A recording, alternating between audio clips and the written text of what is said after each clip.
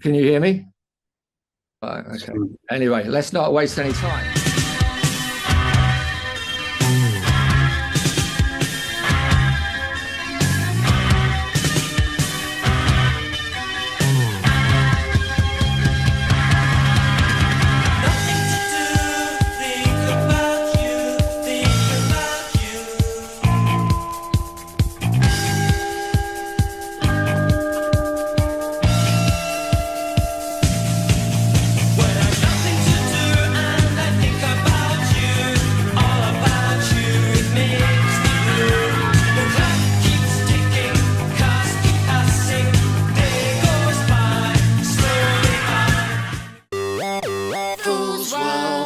Hi, Robert. It's really great to meet you.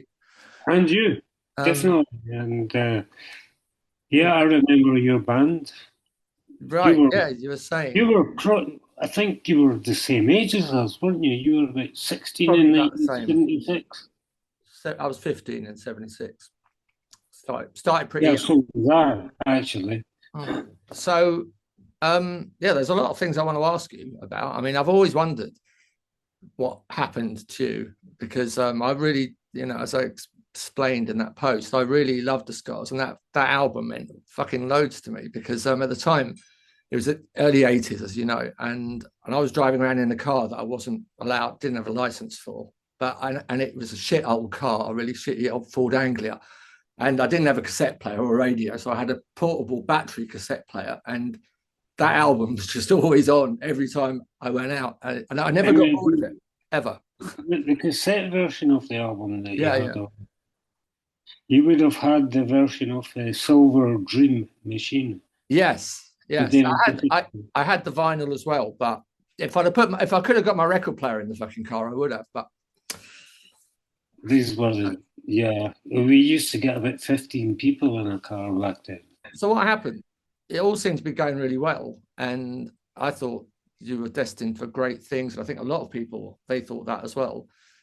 And then suddenly the Scars were auditioning for a new singer, and then I heard tales of you and Nico, and then nothing more ever until I was looking for you for quite a while, until it just sort of came across each other. In fact, it was through the guitarist Paul that I managed to track you down. So what did happen to you? Why did you leave the Scars, by the way? What happened there? Well, that's a long story. In fact, hold on. I'm going to have a can of Guinness while I go and grab a Guinness first. Yeah, good idea. Yeah,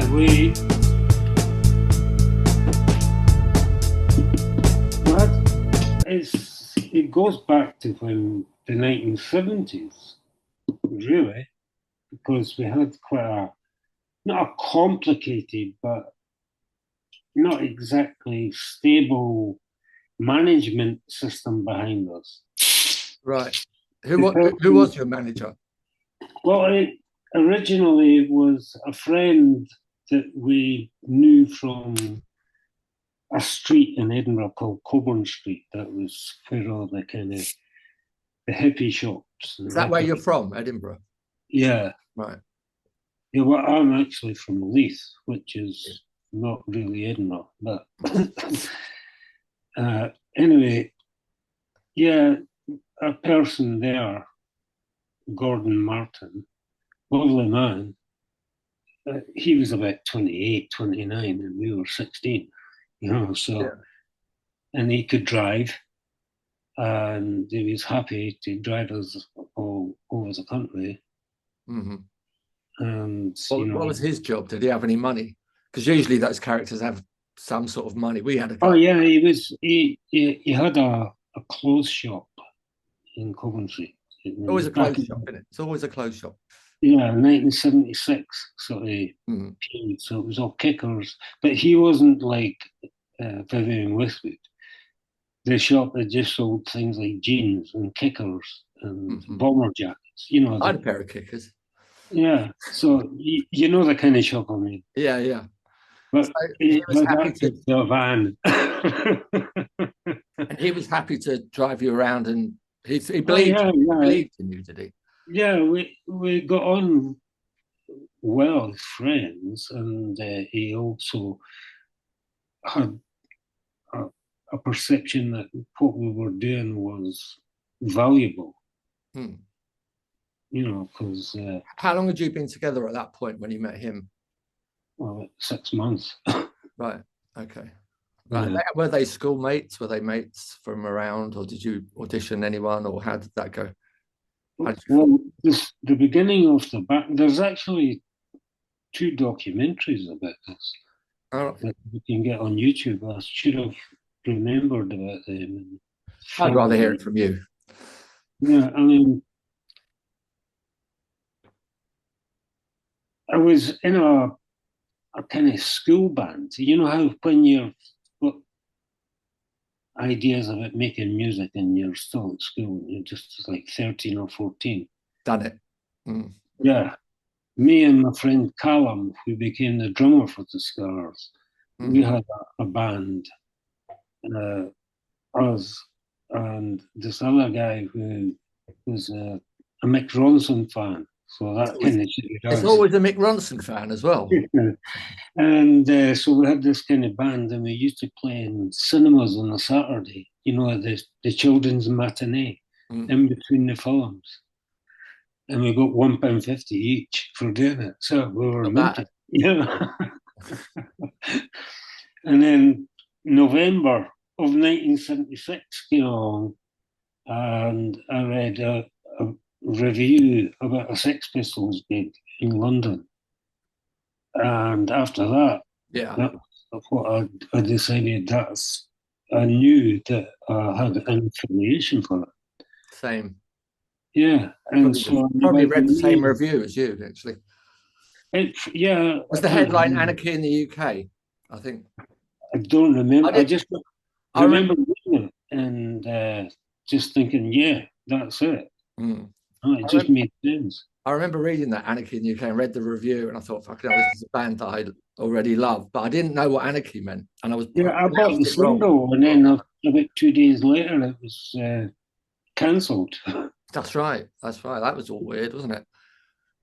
How that happened. So then you went on to get a bit more serious about the band. Well, I started buying punk records, obviously, and sniffing glue and Mm. everything like that, being involved in the culture and absorbing it. And then about May 1977, I was in a record shop in Coburn Street, the street of the jeans and kickers, Mm. and there was an advert that a band called Scars were looking for a lead vocalist. So Right. I got in touch, went for an interview, managed to convince them that I was worthy, and joined. And it was Paul and John, the guitarist and bassist in the Mm. band, brothers. They put the band together, Right. and they had a guy that was playing drums, but he was useless. Mm. So I suggested Callum. He That's came what. down. That's Yeah, another familiar theme. The original drummer is always useless. But yeah, I know. It seems to be a kind of thing, doesn't it? so It's just friends, though. They get together, and the one that's got the least talent gets the drums. that's right. It seems to be. Um, so did you like the material? Did you like the songs? Did you like them? There was no songs. Oh, It was just an idea. right. And the first sort of month or so of rehearsals was essentially playing cover versions Right. just to get the band tight, you know, to get to know each other and stuff. And drip by drip, we'd get an idea for a song and Hmm. Hmm. play that for a couple of weeks and then chuck it away because we realised it was really crap, you know, as you do. That's it. And gradually managed to get a kind of 5 or 6 song list together and play in And, pubs. and were any of those songs on the album? Did any of those end up on the album? Obsessions, um, just I'm trying to remember what's on the album. Actually. Obsessions, definitely. That Hmm. was. Uh, E15 sur la mort, yeah. Because a lot of them, the songs that, well, for me anyway, the lyrics were written when I was about 16. Mm. And then I would suggest ideas to Paul and John, and we'd either come up with a workable song or, cast it aside. Mm. So it's quite hard to actually remember the proper historical development of Mm. these things, because you're in a kind of state of total excitement at the age of 16. You're in a band, you're jumping up and down and shouting and How did you find the writing process? Because I was brand new to writing. I thought it was almost embarrassing to say that I was going to write a song at the time. But once you get your head around what you're trying to do, did you warm to that idea of making a great song? yeah, I enjoyed it, and you can really make good fun out of it by writing what seems like a serious lyric, but it's a joke, Mm. Mm. Yeah, like an internal joke. yeah, yeah, yeah. And so you kind of do all Did that. you concentrate? Were you like the lyricist, or were you also Yeah, part? I wrote lyrics, Right. and Paul and John came up with the music. Mm-hmm. But Paul would write the guitar parts, and John would write the bass parts. Because the bass is, you probably noticed, it is quite sort of, it has its own journey in the song. Yes. It's Yeah, not just playing notes. indeed. So, when you got the, I don't know that much about the releases that led up to the album, because I sort of got on board really when the album came out. Yeah. But presumably something happened along the way that sort of made it seem as though you had a chance.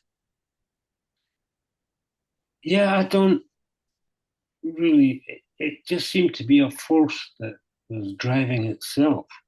Hmm. We were not, we were too busy rehearsing, demoing, and gigging Mm-hmm. really to notice any kind of thing. But suddenly we had Paul Morley for the Enemy, Mm. and Dave, what's his name? Dave something for the Sounds. Dave Fudger. So, Oh, I can't remember now. yeah. I should remember his name. But suddenly they were starting to just write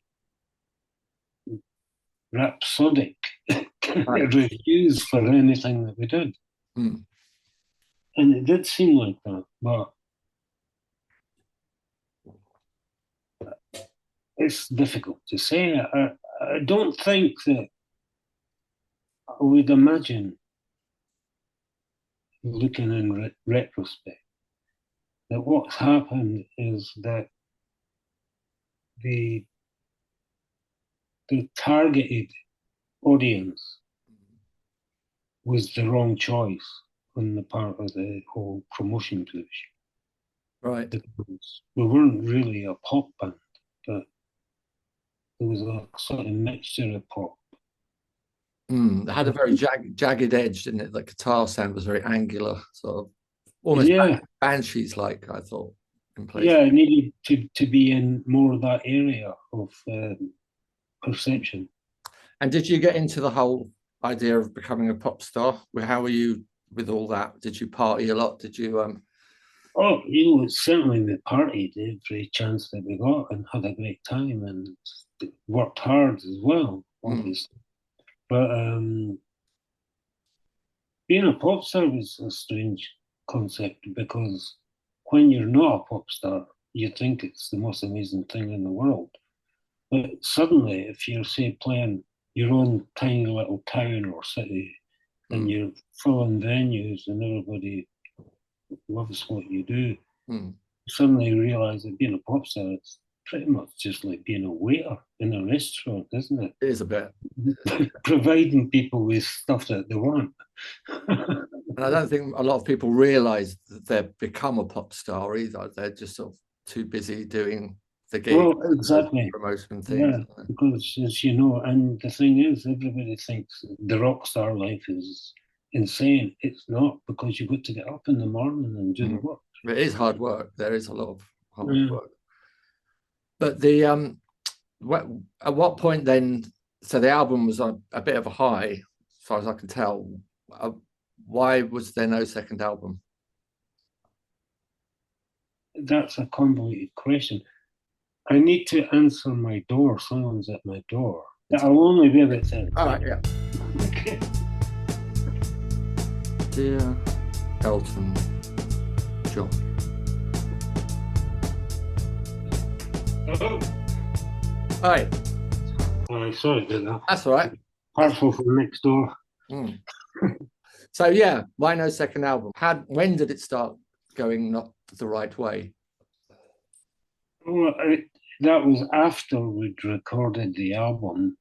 We toured Europe quite a lot and the UK. We were still, in a lot of senses, in the support slot, you know, for like the Banshees, the Buzzcocks, Human League, Clash. It was, we were always in that kind of. I didn't know you played with the Clash. That's Yeah, loads of times. Yeah, lovely people. Yeah. Yeah. But so we moved to London. When we were recording the album, decided to stay there because it was just practically easier. Was it hard finding somewhere to live? Well, I was okay. I pretty much found a flat immediately in Ladbroke Grove. Right. And nice. They moved to, was it Walthamstow? Right. Not so there. Nice. But it took 2.5. It was almost as if going up to their apartment, their flat in Walthamstow from Holland Park. It was the same amount of time as the train took from Edinburgh to London. One way, though, you know. So it was like a day journey just to go and speak about stuff. Ladbroke Grove was the place to be. That was good. Yeah, it was great, yeah. That separated us. Right. And then as there was a problem, we had a person that the rest of the band wanted to be the manager of the band, which I didn't like. So that caused a wedge. And as you know, from being in a band yourself, it festers, doesn't it? Like a wind. And it comes out in horrible doses of insults and God knows what else. And all bands do that anyway. It's natural. And so we kind of grew apart. And I was like taking heroin at the time as well. So that wasn't very helpful for. When did that start? Well, I started taking heroin before I even went to London. Right. Yeah. So because it was just starting. The heroin thing was just. I mean, I got into it around that time, and it was suddenly everybody I knew had a habit, and I thought I would never get a habit. I just thought I'll just smoke it occasionally and it'll be fine. I don't believe all those scare stories. They weren't right about cannabis, you know. And then I found one day I was feeling really ill. I remember my mate, Fat Mike, came around and he said, he goes, "Oh, you've got Chinese flu, you have?" And I said, "No, I haven't. I'm just ill." I don't know what that is. Yeah. It's interesting though. We lie to ourselves though in the process. And we think that we can still control it. Yeah, and then it takes over. Then it's suddenly you just one day wake up and you found that it's taken control. That's the main focus of your life suddenly, rather than just being a thing on the side to have a bit of fun with. And it's fucked up people around you that you care about. Yeah, I've got a lot of friends that, you know, not around anymore because of that particular scene at that time, you know. Well, yeah, I kind of, I've been from, well, 1980 anyway, early 1980. I was in a recording studio. We were doing a Scar single, a love song, and we couldn't. The guy that was getting us hashish couldn't get hash, so he brought us back brown sugar. But I never reacted on it at all. I just took it and thought that's really good. It's a better stone than hash. Yeah, yeah, Idiot kid, you know what I mean? yeah. I thought it was the best thing ever. I thought, wow, this is what drugs is all about. I tried a few, like acid, just freaked me out a bit, and dope makes you a bit paranoid. But then when that came, that's just like, wow, well, this is the fucking feeling, isn't it? But still, it was a part of my life, and I find it quite interesting how you get various people when you speak to about that experience. They're still moral when they're talking to you about it. They're not actually listening to what you're saying. They're judging their actions in the past as if it has some kind of relevance now. Well, the only relevance it has is that you're not doing that anymore. I mean, it would be ridiculous to portray someone then, you know, in the throes of addiction to being a normal person without that stuff. But yeah. I think the attitude towards junkies has changed, because back then I remember hearing, I was listening to a late night radio phone in, and every other person they were talking about the drug problem. And every other person was saying, oh, they should be lined up and shot. They should be extradited to the middle of the desert or something. Yeah. They were all very unsympathetic. Nowadays, it's a lot more kind of almost they've given up, isn't it? You know. Well, it's kind of a good thing and a bad thing, but what's happened is we now see continually, rather than briefly, people on the street that are lost and dispossessed, homeless, addicted to God knows what, and struggling and surviving somehow. Spice is a weird one, isn't it? Have you heard of that? I've never ever tried that, but I've seen what it makes people like, and that's fucking very odd thing to choose to do. Yeah, no, it's a great feeling they're getting. Apparently. But no, when I gave up heroin, I stopped taking drugs. I never stopped smoking hashish. No, same. I don't consider that a drug. Same here. I know all of, well, what I read about them, because that's not really the truth either, is it? I've found the only things that cause me problems are heroin, and I think I've got to rely too much on alcohol. I'm quite happy to have given up drinking. Well, you stopped? About a few years ago. Pretty much on my way there as well. I'm just like, just occasionally having a beer or two, or a glass of wine, and not really thinking about it anymore. It seems to just be evaporating. Well, I think life can be so tough. Life is so tough and can be so cold and hard that,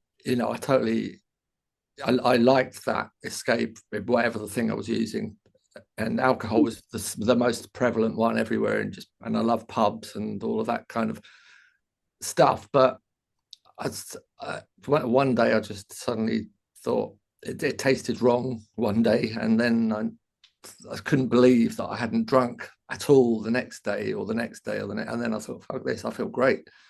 What was I scared of, So I was quite glad to say goodbye to that. But because time is a bit limited, because we're over on Zoom instead of StreamYard, so this traveling back and forth and the fact you weren't all together anymore and the problem person in the band, how did that culminate in the band splitting up? And from what I want to know what you did after that, really. Well, yeah, the being the problematic person in the band, uh, in my sort of drug befuddled uh, universe, decided to move to Manchester from London. Hmm. So I wasn't really attending rehearsals anymore and stuff like that. I remember something now about you being in Manchester. So something I read back then in one of the papers, Sounds or Yeah, whatever. So, well, but that that's was a where weird thing. becoming a solo person originated, actually, because I was just round the corner from Martin Hannon, and so I used to go around and visit him and stuff. And he was up for producing a solo album from me, Hmm. but he wasn't really capable at the time. He was compromised by other things. Hmm. But that would have been interesting. Yeah. But so that kind of started, and then I just kept getting. I really didn't want to be part of something when the management was not conducive to what I think Hmm. or thought a relationship should be, you know, because essentially I don't think he was the right person to But manage. was that then the end of the Scars, or were you still limping on? We were limping on, we were playing gigs. We did write some, rather about 4 or 5 new songs. So we were, say, halfway towards the second album. Right. It was, uh, at the latest, that was October 1981. Hmm. So, you know, it was the actual lifespan of the band was rolling along at a normal pace. But then, But but then, what was the when you finally left? What happened then? Was that your decision? Was there a big final bust up? What? no, I kind of pushed them to getting getting rid of me. Moved to Manchester, never attended rehearsals. You Right. know, and it says something, doesn't it? Yeah. So it was just kind of thing that happened. We're running out of time. I just got a message Oh, saying right. that we're Yeah, running out of time. sorry. So so that so what was there a final call, or was it just drift away? We we had a meeting and decided to part ways. But the record company had already offered me a solo deal anyway. Right. So they must have seen it before we did. Right. And that was over there. But I'm pretty sure that they would have kept the scars on as well, obviously, Hmm. because Well, well, I'll tell you a funny story, right? When you left, or when you were no longer the singer, however that worked, I saw a friend of mine said that he saw an ad for Scars were looking for a new singer, and at the time that was like after Eater, and I had my own band, but it was going nowhere, and I thought I really love the Scars, you know, that was just at the right time to be told that, and I thought, and I've never ever, that's the only time I've ever wanted to sing with another band. I've never ever sort of auditioned for anyone else, and I set up a time, and they were quite excited, and I was quite excited about it. And then I was fucking late because too much junkie business got in the way of yeah. getting to the place on time, and that kind of scuppered that idea. But but I did, you know, it would have been very difficult to fill your shoes. I don't know really why. I think I just wanted to sing those songs. It would have been different though as well. You would have done something different. It might have been interesting, you know. Well, of course, yeah. I mean, I've got no, I have no negative thoughts about this new incarnation. Right. This we were talking about earlier. Mm. I just don't know anything about it really. I've not heard it. Are you interested to go and see them? No, really, because even, I've never seen the Scars. Right. Yeah. Yeah. I see what you mean. It's not, it's not something that I kind of think about. Quickly, before we run out of time, because I'm really curious to know this. So how did you meet Nico, and what panned out there? I assume through a shared love of certain substances. Yeah, well, yeah, that, of course. But we were doing a photo shoot with this French photographer, well, Corsican French photographer, Antoine Giacomoni, who's really famous, and he's done iconic photographs of virtually everybody that is independent or alternative in the early 80s. Mm-hmm. And it's all, he does it on silver plate, the photography process, silver plate. But it's like going back to the silent age. Right. Like that kind of look. Mm. And did a photo session with him, went back to his flat, and that was that was actually where I lived, because he was saying that they were looking for, if you know anybody, let them know that we've got a spare room to rent. And I said, I'm up for that. Yeah. And 20 minutes later, Nico walks into the room because she was living there. Ah. And that's how we met. Ah, interesting. We're just across the road from Rough Trade, in Notting Hill. Oh, wow. So how long did that relationship last? If you would you call it a relationship? A year and a half. All right, so some decent amount of time. And what was I it like? I just had to leave because I can imagine that was destructive. To spend the rest of my life destroying myself. Were you like her little toy boy sort of thing? That's the way I looked at it. Well, no, I never really thought of it like that at all. How much older than you was she then?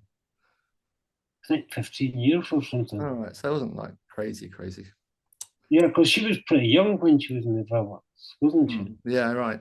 What was Nico like? First of all, was she not? Did you like her? Was she a nice, very, person? very clever, intelligent, and thoughtful person? Actually, she comes across to people as distant and ice cold. But that accent sort of adds to that, doesn't it? It does. Yeah. Do you know what? One of her big favourite things was on a Friday evening. We always had to be back in the flat on a Friday evening, or was it Friday or Saturday? Friday, whatever. Because she liked Thomas Magnum. And like honestly, yeah, she had to like be sitting there watching Thomas Magnum on the TV.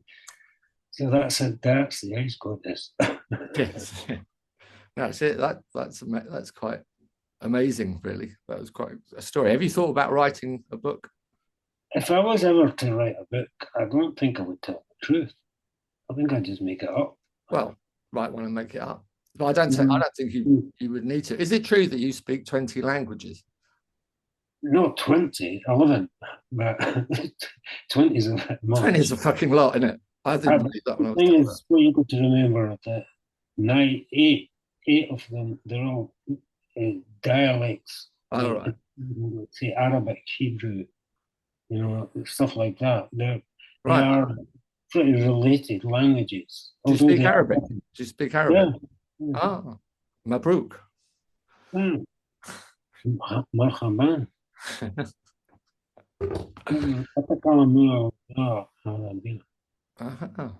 speak Arabic. Yes. My dad was Egyptian, so I know a little bit of Arabic. Oh, right, really? Yeah. Groucho hand job. Yeah, I checked it out. Very, very mellow. And I like it's interesting the stuff that you've been doing. And you said you were working on something just the other day. Is that something new?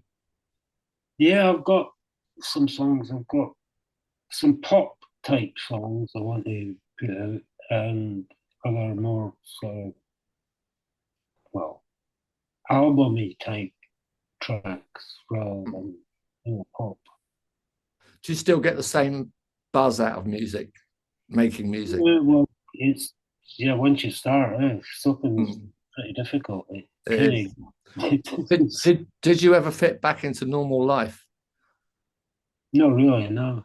No, same I've here. only ever done music in academia, that's it. I've never Mm. done anything else. Would there ever be a reformed Scars? Would the scars ever heal? Yeah. No, I don't think so, because I think Paul is probably enjoying what he's doing with Camden Byrne, the new guy. I don't know what they're doing. But they seem to be playing some gigs. Are you still friends or not so much? No, we've never really been close since 1981. Was there animosity after the split? Yeah, on both sides, but it's evaporated. I don't. Why didn't you record the album, by the way, your solo album that you offered that you could have stayed on for? Virgin bought Charisma Records after Tony Stratton Smith died, and all they wanted was Genesis. So everybody else everyone else got the boot. The wilderness. It was pre records, wasn't it? Yeah. PRE. Is that Did you ever meet Richard? Richard Branson. Richard Branson? No, Richard Butchins. Oh no! But I met somebody from pre-records around the time that your album was out and you were still in the band. And I remember talking to them, and they were going to sign a band called Delta 5. Yeah, well, they did. Yeah, they did. Right. Really fucking amazing talking to you. I hope we will meet again soon.